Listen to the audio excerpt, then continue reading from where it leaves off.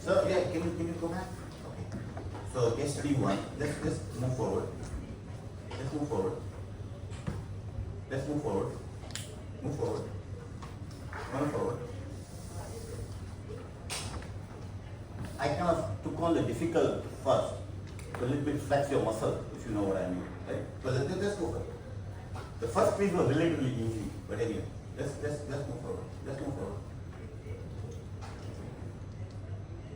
I may be having a buffer Yeah. during that time, right? Even though if it is a critical path and other things, I may be measured in the previous, when I do a planning itself, that I'm going to achieve this. So when I'm just discussing. Sure. So as my plan, I was already ahead, means even though it is not critical path or whatever it is, I already measured it. So I have a buffer which can achieve my critical path in advance. But are you saying that you're not going to measure the progress on your non-critical activity? Will be measured. Yeah, we will be doing it. So but that does not differentiate. That's the point I'm making. And let's just go to the case study, and maybe it will become more clear. So here we go. So let's go to the case study number 4. So this goes back to 1986. I started my career after getting my degree in construction management. I started as assistant project manager. I worked on power plant for 7-8 years, gained some valuable experience. And one day I got a call. We were doing basically design build project of a waste to energy in San Jose, California. I was in our headquarters, New York, and I remember project director name was Dick Willett. So he called me. He says, Pradip, I got this new cost engineer who has come and he's generating all this unvalued report, and he's telling me I'm ahead of schedule. He's showing his own value higher than the planned budget. Same thing, planned percent complete was certainly way below the actual project. And he's claiming that this project is ahead of schedule. Now, when I talk to some of our designers, they're complaining they don't have information, blah, blah, blah. He said, I don't have a warm and fuzzy feeling as to what this guy is saying. So I said, can you, I have worked with him before, so he trusted me. Can you just fly and give me your assessment as to what the project schedule should be? So I flew, I think, after 2 days, and when I was in the plane, I was saying maybe this guy had a little exaggerated notion of percent complete. He may a little bit, exaggerate, so I contributed to higher percent complete. So one of the first thing I did when I reached the San Jose office, I looked at his assessment of percent complete, and he was out of the money, a little bit here and there. But then I looked at the critical path status. It was kind of a little nebulous and kind of the loose ends. So what was happening in that project? That I don't know if anyone involved in power plant construction, the critical part when you build power plant is what's critical is you have to get the vendor information from the boiler vendor who will supply you the final column location and the loading. Based on that, you do the design of foundation, you do structure steel, and you erect it, and you make sure the structure steel is erected when the steam drum is delivered, do the boiler pressure parts, boiler roll up, and turbine on turning gear.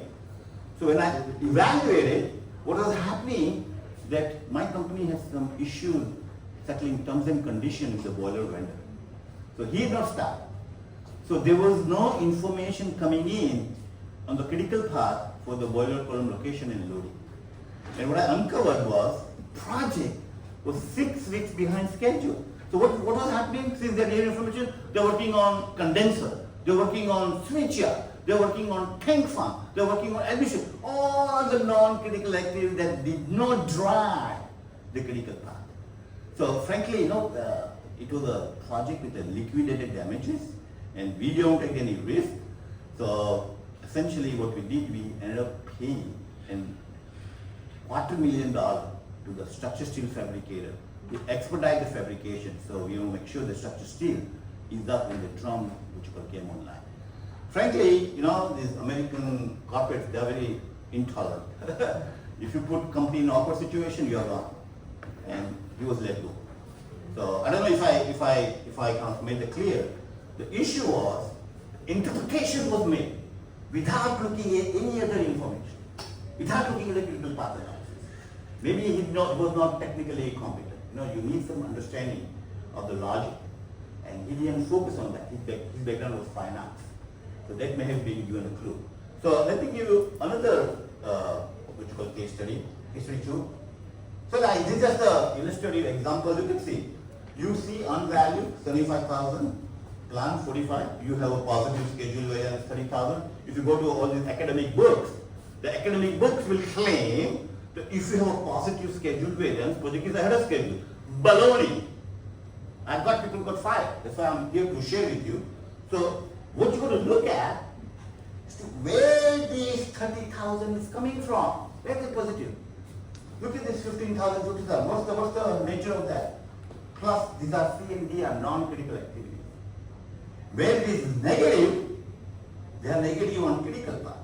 So sometimes I think one of the way we used to fine tune, we used to make a distinction out of 30,000 what contributed by critical activities and what contributed by the non-critical activities. So let me go to the second study, case study number 2. Okay, here we go. So I spent almost like 10 years in power plant.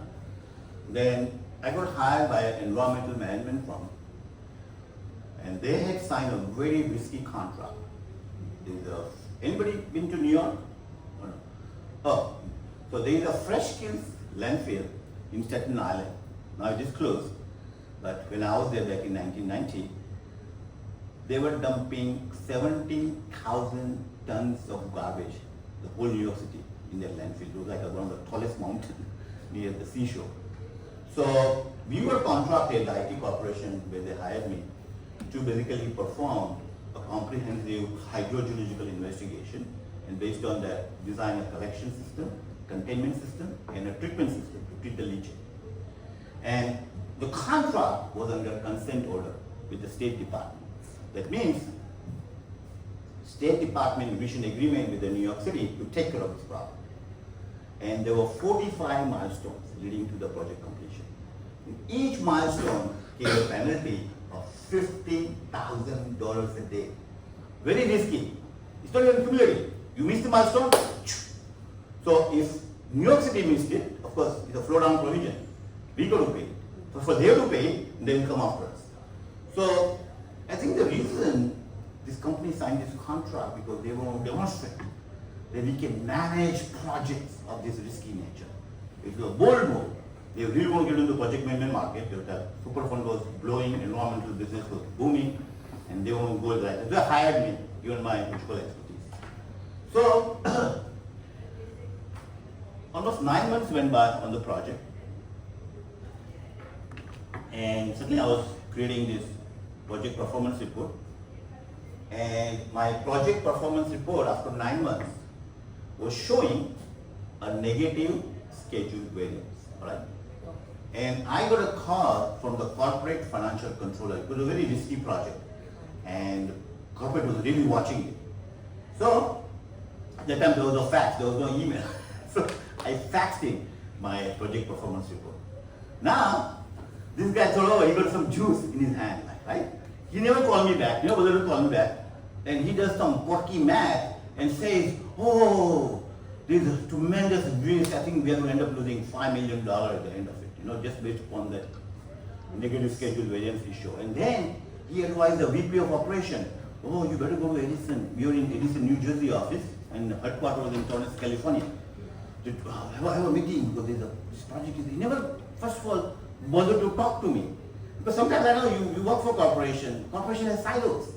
And sometimes egos came into play, and he thought that he discovered some interesting information, and he wanted to be the conveyor of that information. But anyway, so the VP flew it, and he called a meeting, and he came with a baseball bat, and telling everyone in the meeting, oh, we are behind schedule, and it's a risky project, you got to make sure, and we are looking, what the hell is he talking about?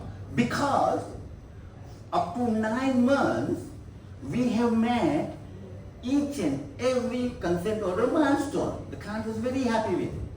So what was happening, that we had reallocated resources to perform those critical activities, driving those milestones, and defer some of the non-critical activity. And that contributed to the negative schedule variance. He did not communicate that, to the VP or he didn't know about it. So what we did was we really went into the detailed explanation and also have him meet with our client who was very happy. And poor guy was really embarrassed. Not only that, just to make this a little more dramatic. So when VP of operation was flying to Edison, New Jersey, he ran into the president. He said, well, I'm going to Edison office, we got this problem on a fresh scale. So this president was very transparent, it was a public company. So there was a board meeting coming up and he put a item called schedule risk on fresh scales. Just based on the feedback he got, and feedback got from corporate control, he was talking to me. So he had to basically go back and communicate, he had to withdraw that item. It was embarrassing for president. When you put it and someone could say, well, there's some hanky-panky going on, right? Well, to make the story short, the corporate financial control was let go. You cannot put company in an awkward situation. It was incumbent upon him to call the people in charge and get them understanding. Just because you saw some negative number and you're going to start making and reporting. So again, I hope I made myself clear in terms of. So let's go to the very simple one. How many of you have heard of concept of own value? 1, 2, 3, 4. So maybe about 5 or 6. So I'm just going to go very quickly. So let me go to quiz number 1. Quiz number 1, the very first, second slide. Go back, please go back. I'm sorry about that. I'm just a little dancing. I'm doing a little Bollywood dancing on the PowerPoint slide. Huh? Back, previous. Back. Case study, quiz number 1. The very first guy. The very first. Quiz number 1.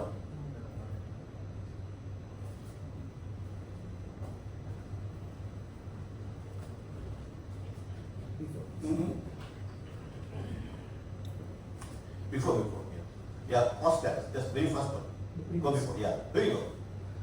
So again, kind of a similar quiz, different context, different dimension.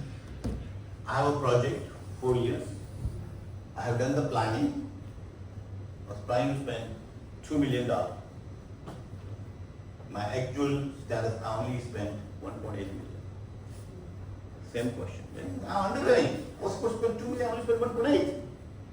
Is this project under budget? Is this project over budget? Cannot determine project cost until more information is needed. I think probably most of you would know the answer. The people who probably have never heard of the concept of own value, you will make an attempt to it as to what could be the answer on this.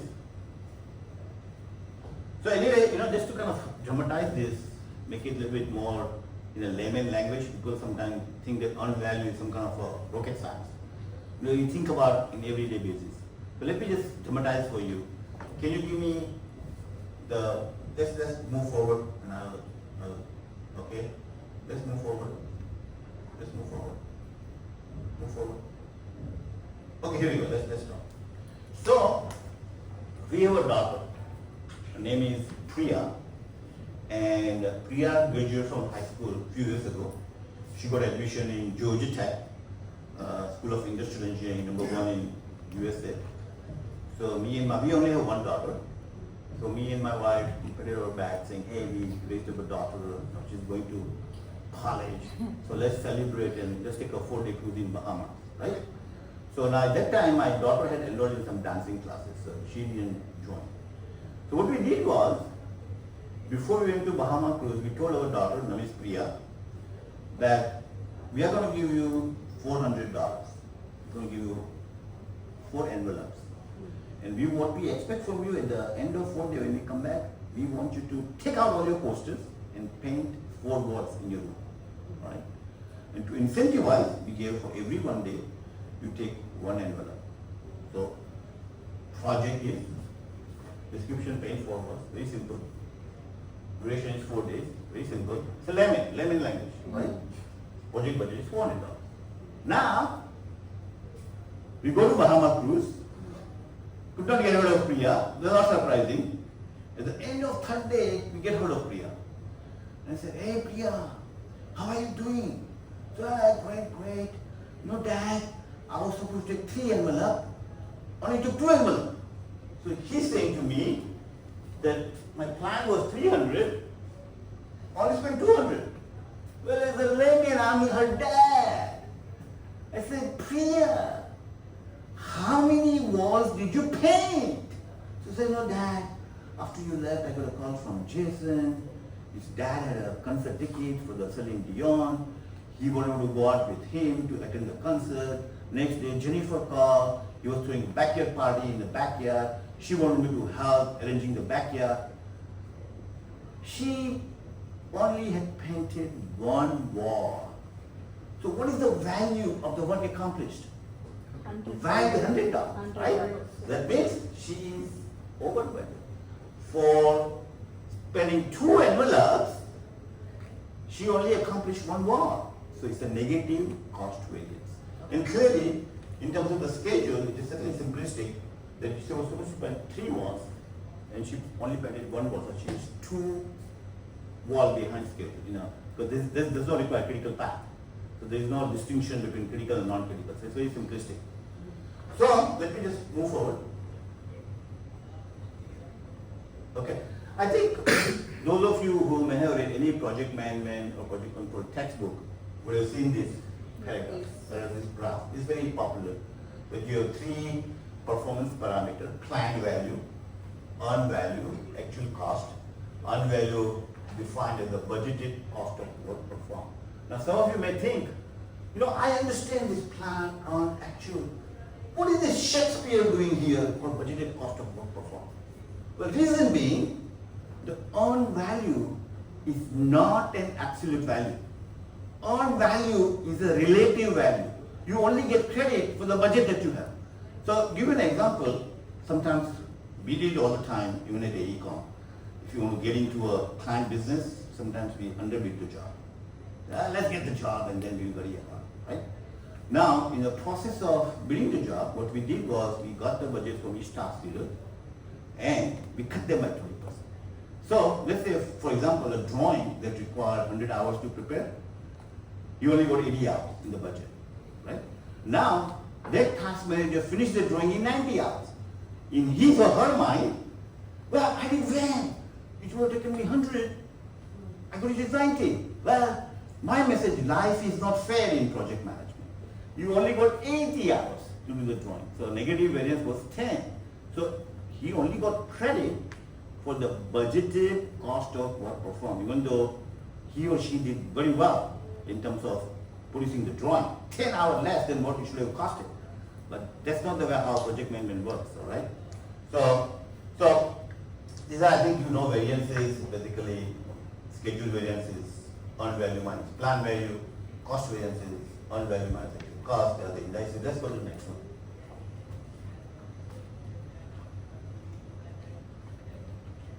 I think this is a very important slide, and let me just give you a little historical perspective. When I got into first year engineering, my cousin brother was the chief construction manager at Kamani Engineering. Kamani was a big conglomerate at that time. I think it got acquired by Birla. So he was like my mentor, he was my guide, and he molded my career towards construction management, project management. So what he told me after I got into engineering, Pradip, if you want to go to the corporate ladder in the corporate, you got to develop understanding of project costing and project financing. So I ended up doing a dual study. They used to call me Gandabhai, Gujarati Gandabhai, madman. I did civil engineering and also did my ICWA. Let me ask you, how many of you are aware of ICWA? Now it's called ICMA. Yes. So after we got independence, our Indian Act of Parliament basically established 2 institutions. One is Institute of Chartered Accountant, probably you all know Chartered Accountant, and 1959 they established ICWA, which is Cost Accounting.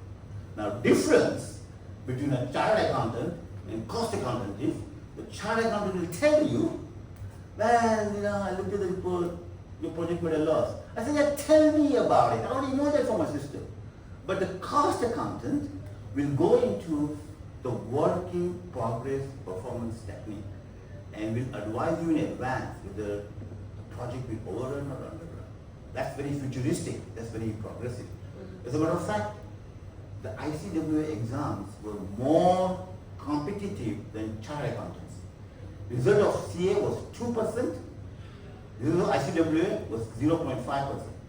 And frankly, all my people who I knew in Guju community, they will go for chartered accountants because you can make quick money, right? You can individual property.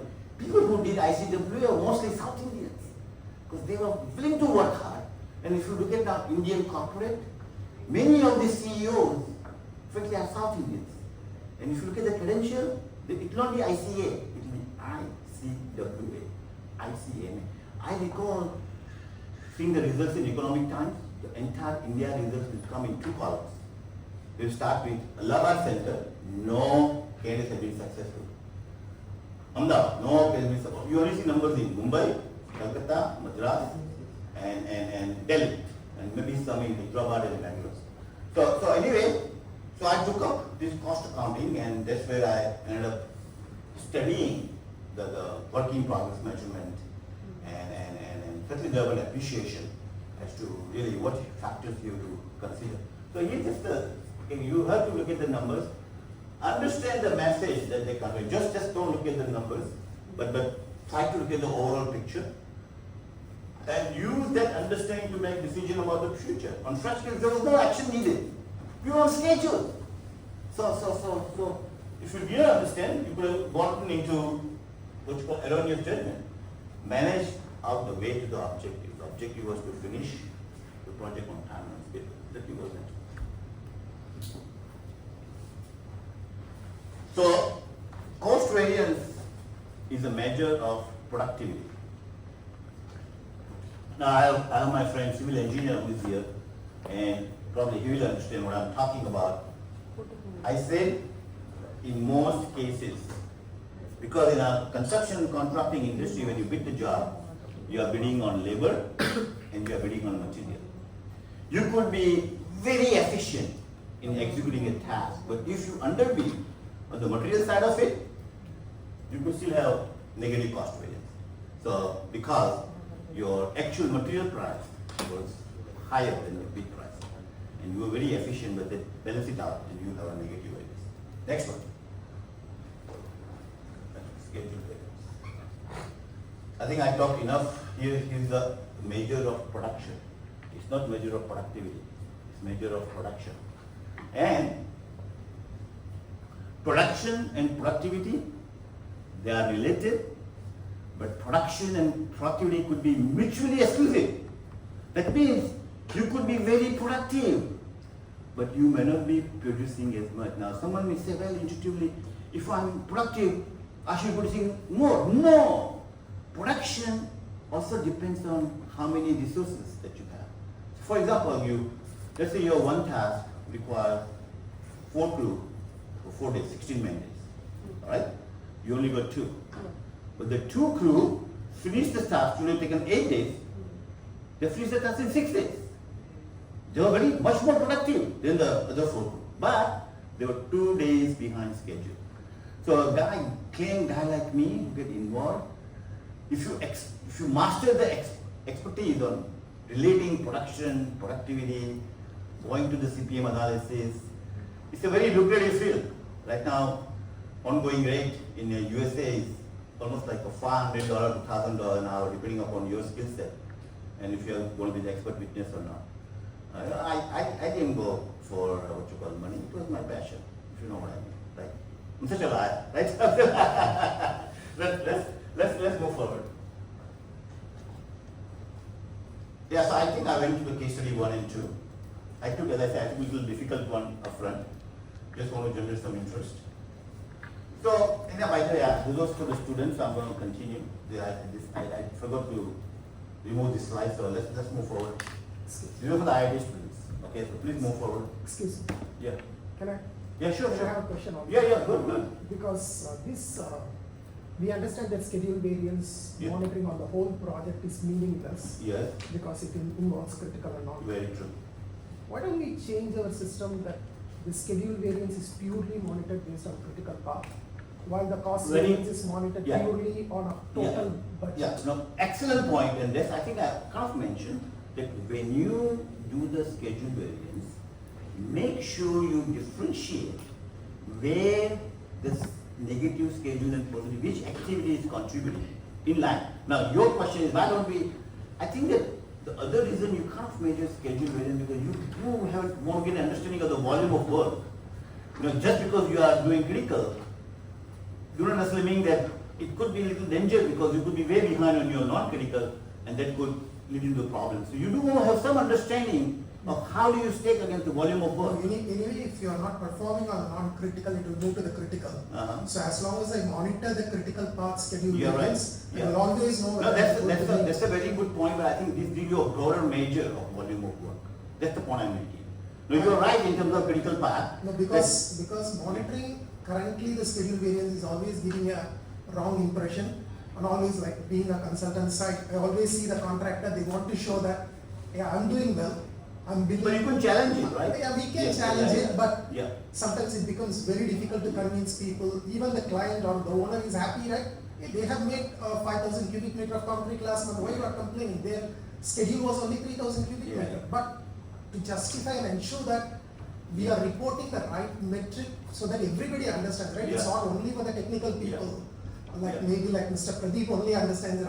No, but I made my point that when he presents the report, the first question you ask, okay, you're showing positive schedule variance, please show me which critical activity contributed to it and which non-critical contributed. So you can certainly interrogate and let him then admit that, hey, by the way, this is created by the non-critical activity, not critical I activity. understand, but Yeah. my question is more about whether we change the monitoring system itself fundamentally. Well, we just changed the monitoring system. You modify it to flag non-critical versus critical.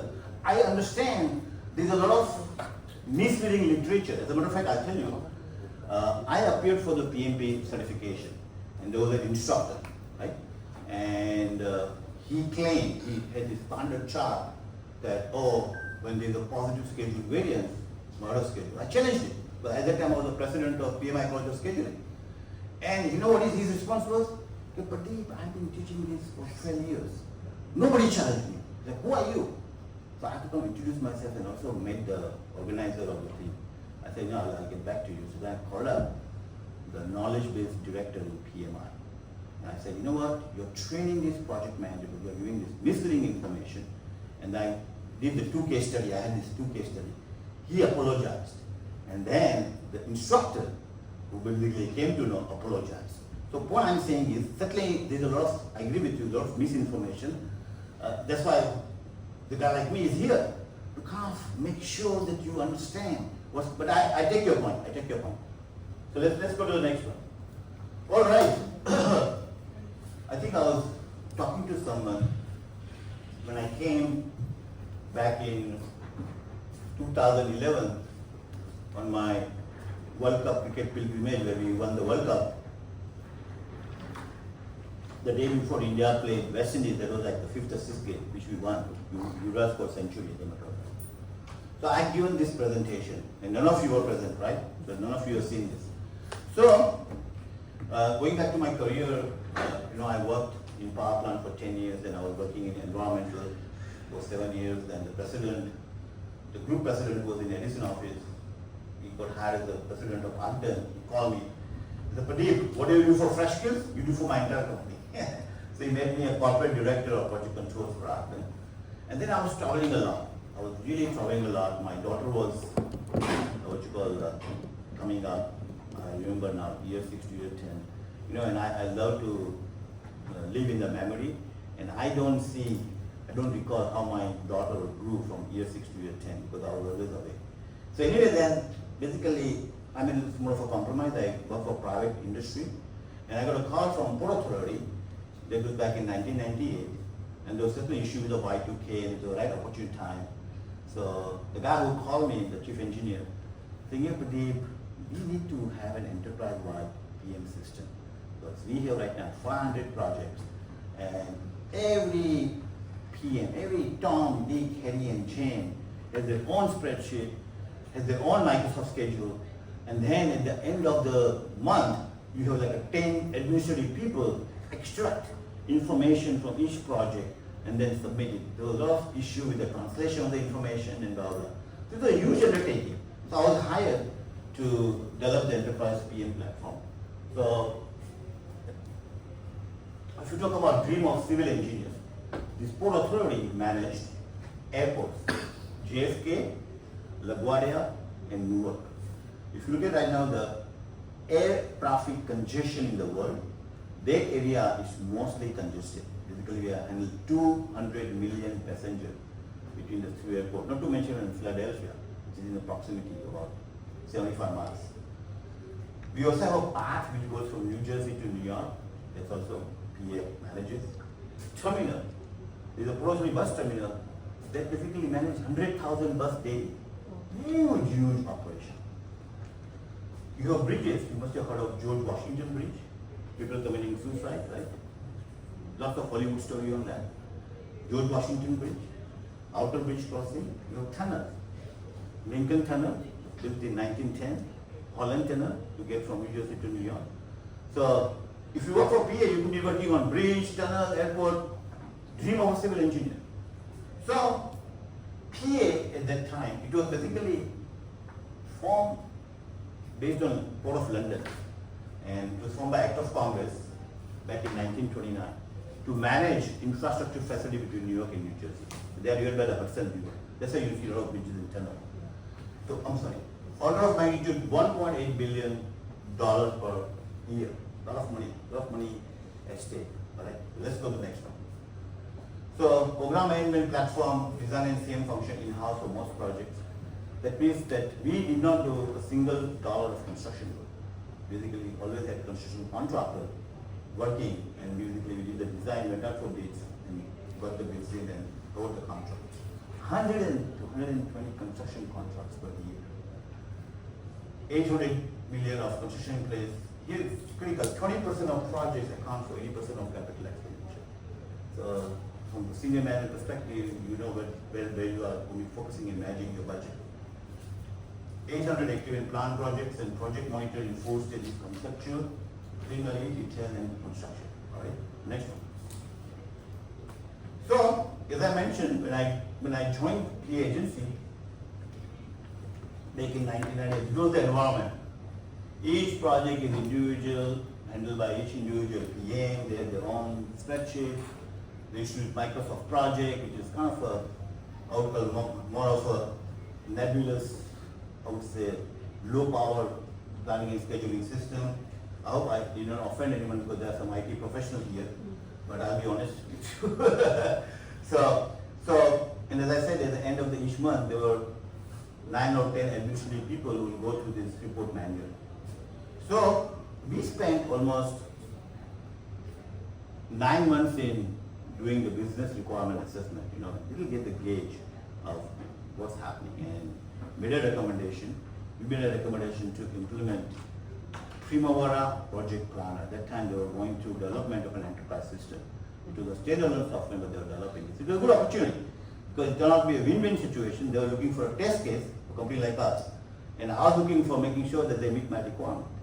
It was really a collaborative effort. Joe Koppelman and Dick Ferris, they are the one who founded Primavera in 1984, and certainly they sold to Oracle. I think probably around 2005, 2006. So you will not see what Primavera, but it's ingrained. Anyone who works for engineering and construction would know Primavera system. Now, I think now it is Primavera 6. Yeah, Primavera 6, you're right. Congratulations. Recently, PMI Chennai Chapter has conducted an online Primavera Nice, 6. nice, very good. Good to hear. I thought IT is the only Microsoft project, so maybe you enlightened me. Yeah. Thank you so much. So we people also have a chance Chance to learn to- Primavera 6. It's a very robust software. And I started using Primavera Project Planner, which was a standalone software to manage project at the time, back in 1983 when they launched it.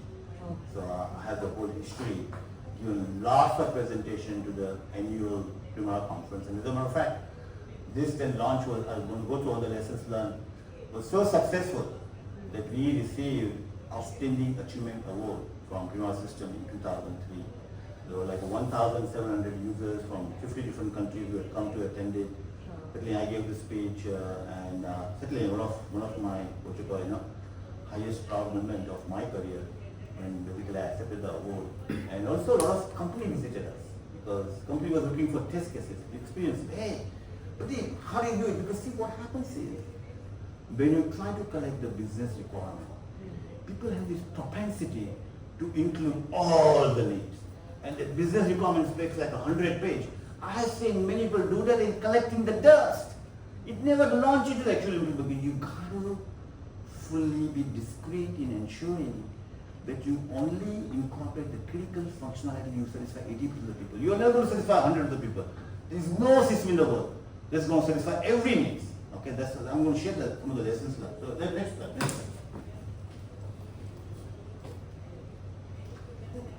So as I mentioned, we did not look Primavera to do everything. Certainly we have the legacy system, Sept. We certainly had our proposal system budget flow, and we had our assembly system to get the construction cost estimate and contract with the construction tracking. So what we did was, we did the interface, took a lot of time, and populated Primavera to all those performance parameters that we wanted project manager to understand. So certainly planning and scheduling was done under Primavera, the budgeting was done, but all the actual costs came from SAP, and some of our estimated construction costs came from the contract and estimating system. So the whole idea was, there was at that time they called Prima Vision, which is a web-based launching. That's what we want project manager to review it, because Primavera, if you go to the operation of the Prima system, it's very complicated. You need a specialist.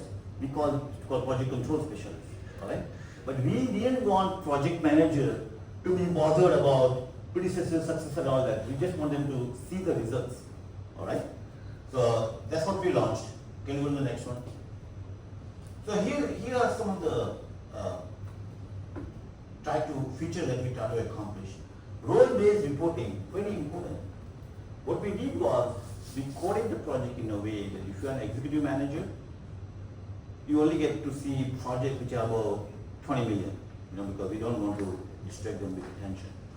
Depending upon your role, if you project prioritization, very critical.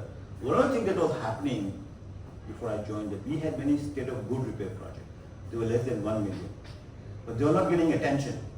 But the state of good repair could be a very critical project. Sometimes if there is a bridge and the trust is fixing, you got to fix it.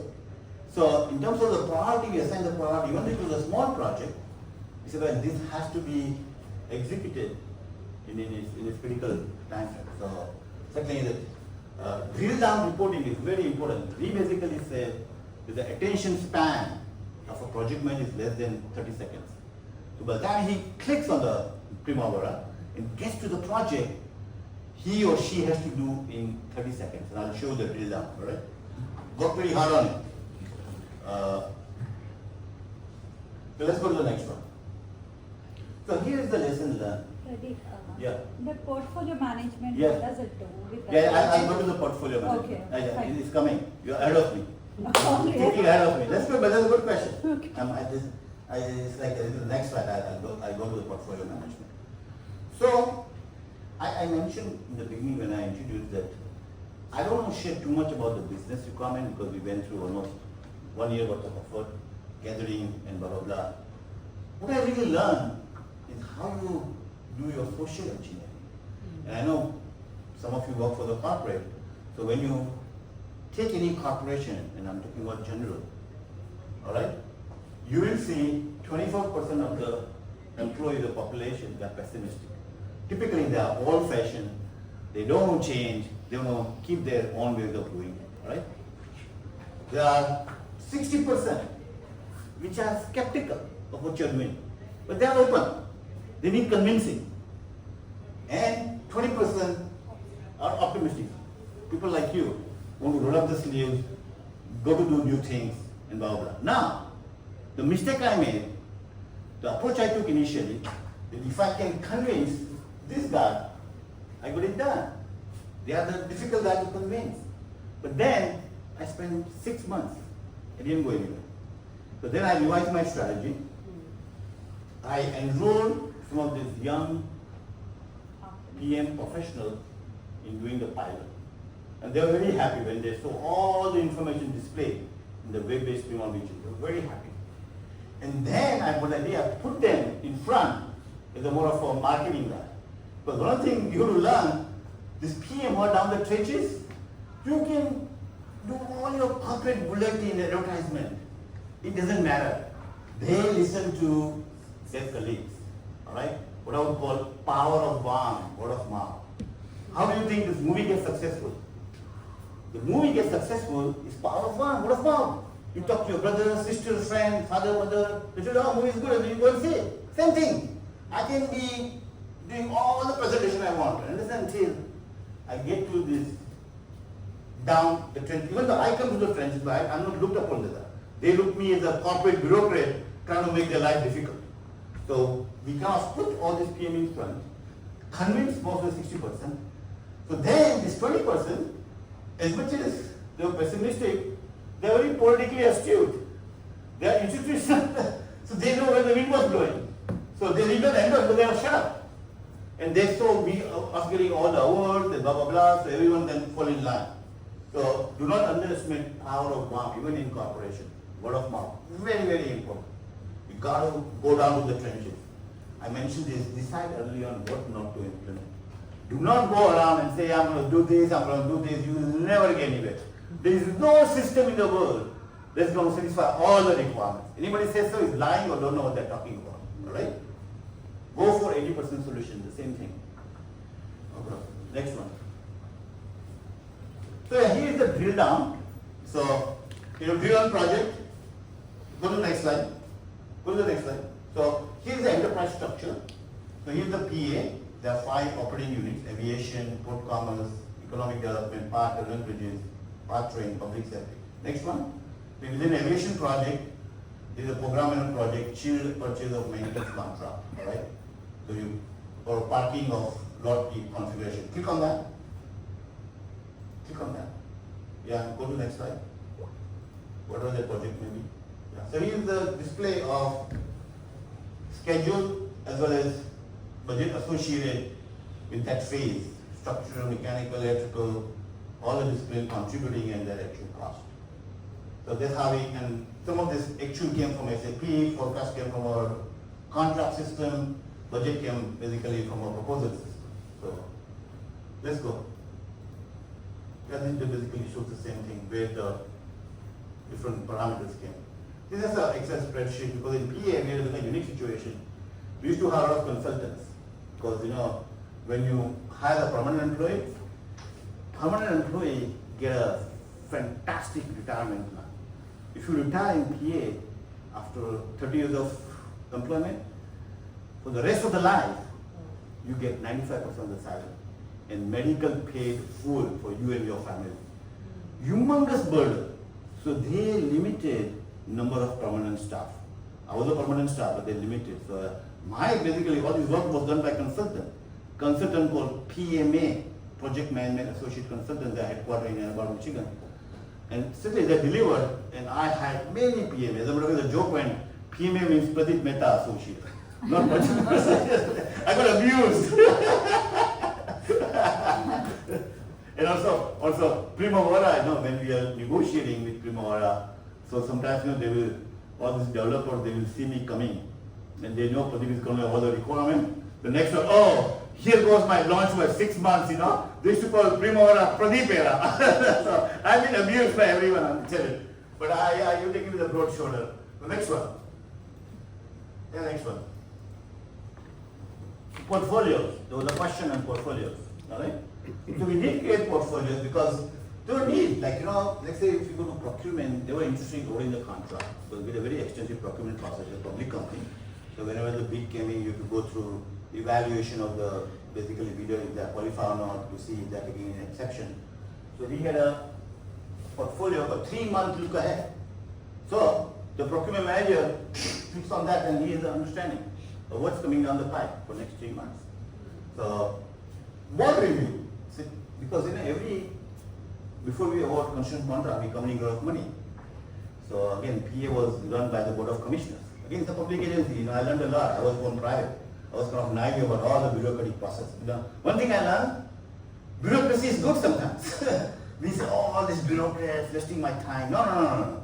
In a public, when you are spending individual money, taxpayer money, you got to have some scrutiny, you got to have some process. So we basically, people who want to schedule the board meeting, we gave them peer review for 3 months to hire. Lots of like basically portfolios. Mechanical can see only their projects, environmental could see, so they don't have to navigate to the entire system to do what they want. Next one. So I mentioned about this system got a lot of notoriety, and we were approached by spin-off of Wharton School of Management. It's one of the top business schools in the world, Ivy League in Pennsylvania, and they have a spin-off called CFAR, Center for Applied Research. They heard about implementation and they approached us. They want to do a study of web-based systems, and they selected Authority. They selected Raytheon, which is an aerospace company, and they selected Chicago Transit. And they did a very interesting study how we approached it. And they published a big, basically, which was publication to the Transportation Board about what they uncovered. So basically, there were two implementation strategies. One was top-down, which was Chicago Transit and Raytheon, and opportunistic, which was Authority. And basically, as I said, we took the opportunity because there was a Y2K issue. We want to migrate to a new system. A lot of initiatives going on all across. All the ERP systems are coming, financial, procurement. And our approach was evolutionary. We didn't say, one fine morning, we're going to switch the button on. Ooh, the entire 5,000 people are going to go to the new system. What we did was we had pilots, then we brought in aviation, we brought in TB&T. So it was kind of we learned our lessons, tweaked little processes, and refined it and got it done. Instead of putting it down and showing on people's throat, hey, that's the way you're going to do it. Feedback we got, the Raytheon was not successful. They did a top-down. Chicago Transit was semi-successful. Right? Sometimes you may have imperative, something maybe which could be required by the corporation, so you're going to do it. But we didn't have that imperative. Oh, we have to have a system by 2003 October. We were doing business since 1929 for crying out loud. So what does it matter if it gets delayed by 1 month? So we want to make sure that there is acceptance involved at the lowest level, acceptance by project manager, because they are the one who is going to use the system. Alright, so next one. So CFAR derived 10 best practice techniques from our implementation. Think about imperatives that I mentioned. Notice where maybe the opportunity to introduce change in midst of other system initiative. Don't over customize the product. Very important that I mentioned. Gold plating kind of. Yeah. Gold plating. Yes. Like you could go around and ask everyone, hey, what's your requirement? What's your requirement? You want to make everyone happy. And then you customize so bad that there is also issue of ease of navigation. More functionality you put in the system, more difficult it is to navigate. Alright, so we will make sure the navigation, I said 30 seconds, right? You got to click here and get to your project in 30 seconds. Think carefully about your criteria for filling aside. I didn't want to select a project and put in a pessimistic hand. You will find a way to find fault. What we did was, we selected a pilot and made the optimistic project manager in charge and let him or her spread the word. Focus your information on middle managers, I already mentioned that. I think 2060-20 rule that I talked about, they love this by the way. The whole pessimistic, so people can relate to it. Now, some people, when I gave the presentation, so when I said 2060-20, you know what they said? Pradip, which company you are working for? In my company, I have 90% pessimistic, 9% open, and 1% optimistic, which is me. I'm the only optimistic guy. So I got a lot of feedback. Which company you are referring to? I'm talking about a general cross-section of a company. So, as I said, tailor the information you offer to different roles. And don't wait until you have the perfect plan. It's all philosophical thought. As I said, it's more social engineering. It's not pertaining to a specific business requirement. Okay, next one. I think I just want to check on time. What's the time? 11:40. 11:40. 15. 11:15, and I think just to kind of give you a sense, We little bit cheated on the announcement. Vijay and I had an understanding. Say 11:30, but he said you can go up to 11:45. So anyone have an issue? If I go up to 11:45? We are so comfortable. We lied by the way. Blame Vijay, not me. I'm just kidding. We'll take 5 minutes. You should have it. No, happy to Huh? continue. We took You'll happen, extra sir. to one. No, I will. Yes. We'll continue. With, The tea has come. Yeah, please. Can I Yeah. have a 5-minute break now? yes. Yeah. Is I it good? think- So I can have a tea. Yes. And then what I will do, I will go to case study number 3, which was, I basically implemented a project management system on a $12.5 billion Jada transportation planning in Kingdom of Saudi Arabia. So what I'm going to just set up, how do you set up a project management structure on such a large program? And then, by popular demand, I'm going to talk about dispute resolution and maybe spend 10-15 minutes in terms of covering some of the legal doctrines. All right? Okay, look, I'm ready for, Guju boy is ready for tea. Please come. Yeah. Yeah. You enjoying We it? can have it. Yeah? I will give you one. No, but thank you. So you're giving tea for me? You're giving me a Maharaja treatment. You're spoiling me. No, no. So, okay. She says she's coming. Oh, water? Oh. Oh, okay. Thank you. All right. So, are you enjoying it? Yeah, good. So what's it?